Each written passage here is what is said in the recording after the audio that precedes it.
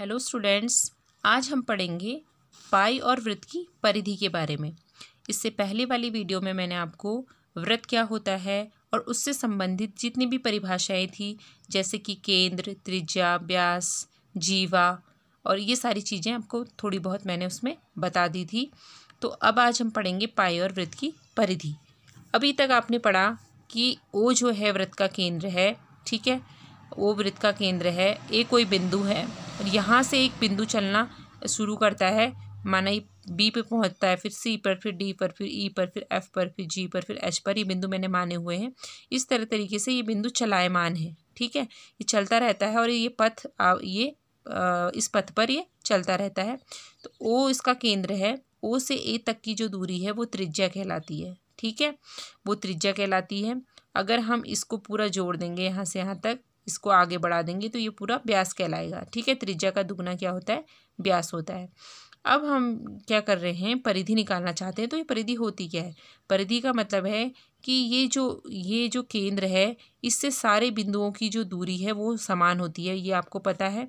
तो समान दूरी पर स्थित जितने भी बिंदु हैं पूरे, तो इनको मिलाने पर जो बिंदु पथ बन रहा है, यानी कि जो पथ का रास्ता बन रहा है, ये पूरी दूरी क्या कहलाती है? परिधि कहलाती है। कि यहाँ से आप इसने चलना शुरू किया और इस सारे बिंदुओं को आप क्रॉस करते हुए फिर यहाँ पहुँच गए, तो पूरा वृत्त का एक पूरा चक्कर लगाने में जितनी भी आपने दूरी तय की है वो आपकी क्या कहलाती है? परिधि कहलाती है, ठीक है, वो आपकी क्या कहलाती है? परिधि।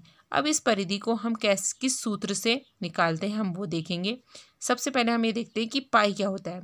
पाई एक नियतांक होता है, एक चिन्ह है, जिसे पहले ही काफ़ी साल पहले खोजा जा चुका है और उसका मान क्या होता है? 22/7। जब आप इसको भाग देंगे तो आएगा 3.14 और आगे को ये टर्म चलता रहेगा, ठीक है। तो ये हम इसका जो कांस्टेंट टर्म का जो मान है वो लेते हैं 3.14, ठीक है। अब ये पाई हम कैसे आएगा यहाँ पर, यानी कि जो इसकी पूरी परिधि है, परिधि में से अगर आप व्यास से अगर परिधि को भाग देते हैं तो एक वैल्यू आती है पाई, ठीक है, उसका मान है 3.14 के लगभग है। तो यानी कि जब इसको आप उससे भाग देंगे तो आपको एक क्या मिलेगा? कांस्टेंट मिलेगा, एक नियतांक मिलेगा। तो वही आपका क्या कहलाता है? पाई कहलाता है, ठीक है।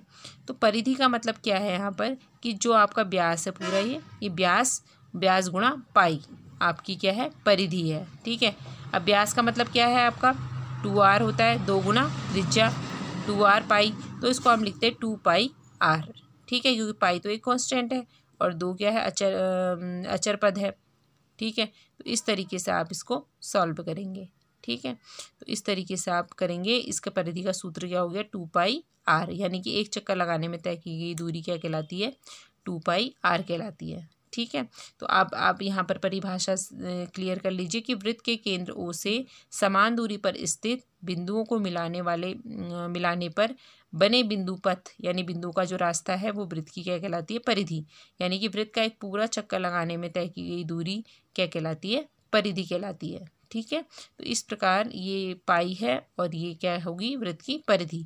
अब परिधि निकालनी है आपको, तो उसके लिए आपको त्रिज्या का ज्ञात होना जरूरी है और पाई का मान तो आपको पता ही है, 3.14 रखिए या 22/7 रखिए। तो त्रिज्या का होना जरूरी है या फिर व्यास का होना जरूरी है, तो तब आपकी परिधि आसानी से आप निकाल सकते हैं।